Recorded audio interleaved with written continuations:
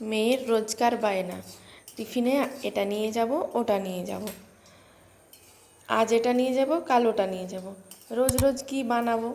তাই ভাবলাম আজকে সুজির একটু উপমা বানাই। এটা হেলদিও হবে, খুব অল্প তেলেও হয়ে যায়। তাই কড়াইতে শুকনো কড়াইতে প্রথমে সুজিটা নিয়েছি, হাফ বাটি সুজি নিয়েছি, নিয়ে সুজিটাকে ভালোভাবে কড়াতে নেড়ে নেব। ভালোভাবে নাড়া হয়ে গেলে আমি তুলে নেব সুজিটা। তারপর ওই কড়াইতে একটু সাদা তেল দিয়ে, অল্প 2 টেবিল চামচ মতো সাদা তেল দিয়েছি, দিয়ে চিনেবাদাম ভেজে নেব। চিনেবাদামটা লাল লাল করে ভালোভাবে ভেজে নিতে হবে, ভেজে তুলে নিতে হবে। এখানে আমি বেশি কিছু উপকরণ ব্যবহারও করব না। ওই তেলের মধ্যে দিয়ে দিচ্ছি অল্প পরিমাণে সর্ষে, কালো সর্ষে, আর দিয়ে দিচ্ছি কয়েকটা কারি পাতা ফোড়নে। দিয়ে তারপরে আমি একটু আলু কুচি কুচি করে কেটে নিয়েছি, অল্প পরিমাণে নিয়েছি গাজর কুচি, আর নিয়েছি পেঁয়াজ কুচি। আলুটা প্রথমে তেলের মধ্যে দিয়ে ভালোভাবে নাড়াচাড়া করে নিতে হবে। আলুটা একটু ভাজা ভাজা হয়ে গেলে তারপরে দিয়ে দেব গাজর কুচিটা।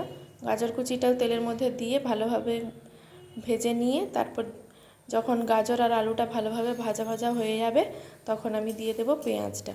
পেঁয়াজটা দিয়ে আমি এখানে কোনো কাঁচা লঙ্কা ব্যবহার করছি না, আপনারা নিজেদের স্বাদ অনুযায়ী লঙ্কাটা ব্যবহার করবেন। আলু আর গাজরটা ভালোভাবে ভাজা হয়ে গেছে, এরপর দিয়ে দিলাম পেঁয়াজ কুচি। পেঁয়াজটা দিয়ে খুব একটা বেশি ভাজার দরকার নেই। এরপর দিয়ে দেব অল্প পরিমাণে 1 চিমটি মতো হলুদ গুঁড়ো। হলুদ গুঁড়োটা দিলে সুজিটার কালারটা খুব ভালো আসে। দিয়ে দিলাম পরিমাণ মতো লবণ, আর সুজিটা দিয়ে দিচ্ছি। দিয়ে সুজিটা আবারও ভালোভাবে ওই আলু গাজর পেঁয়াজের সঙ্গে ভালোভাবে একটু মিশিয়ে নেব। তারপরে দিয়ে দিলাম পরিমাণ মতো চিনি। চিনিটা আমি এখানে একটু পরিমাণে বেশি দিয়েছি, কারণ আমার মেয়ে একটু মিষ্টি পছন্দ করে, তাই আমি একটু পরিমাণে মিষ্টিটা বেশি দিয়েছি। এরপর অল্প অল্প জল দিয়ে নেড়ে নেড়ে করতে হবে, কারণ একবারে যদি আমি বেশি করে জল দিয়ে দিই তাহলে এটা দলা পাকিয়ে যাবে আর ঝরঝরে হবে না সুজিটা। তাই আমি অল্প অল্প জল দিয়ে নাড়তে থাকবো। আমি এখানে প্রায় হাফ কাপ মতো জল অল্প অল্প করে দিয়ে নেড়ে নেড়ে ভালো করে সুজিটা সেদ্ধ করে নিয়েছি। আর সুজিটা আমার খুব ভালো ঝরঝরেও হয়েছে।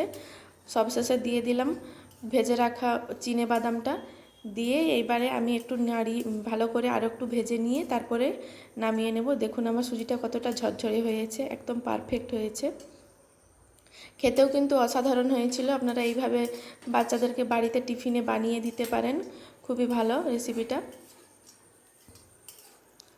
আমার এই রান্নার রেসিপিটা যদি আপনাদের ভালো লেগে থাকে অবশ্যই আমার চ্যানেলটি সাবস্ক্রাইব করে নেবেন এবং লাইক কমেন্ট শেয়ার করে পাশে থাকবেন। দেখা হচ্ছে পরের আবার একটি নতুন রেসিপিতে। আমি মেয়ের জন্য টিফিনে এবার সাজিয়ে নেব। আমি বাটিতে নিয়েছিলাম প্রথমে, তারপরে আমি টিফিন বক্সটা রেডি করে নেব। টিফিন বক্সের মধ্যে ওই বাটির সুজিটা দিয়ে দিলাম, দিয়ে তারপরে আরও 2 চামচ একটু সুজি দিয়ে তারপর আমি একটা চামচ দিয়ে দেব, দিলেই রেডি হয়ে যাবে আমার আজকের টিফিন। আপনারা যদি আমার কাছ থেকে আরও টিফিন রেসিপি পেতে চান তাহলে আমাকে কমেন্টে প্লিজ জানাবেন। সুজির উপমা বানানোর জন্য আমি এখানে ছোট দানা সুজিটা ব্যবহার করেছি। আপনারা চাইলে একটা বাজারে বড় দানার সুজি পাওয়া যায়, ওটাও ব্যবহার করতে পারেন, ওটাতেও খুব ভালো হয়।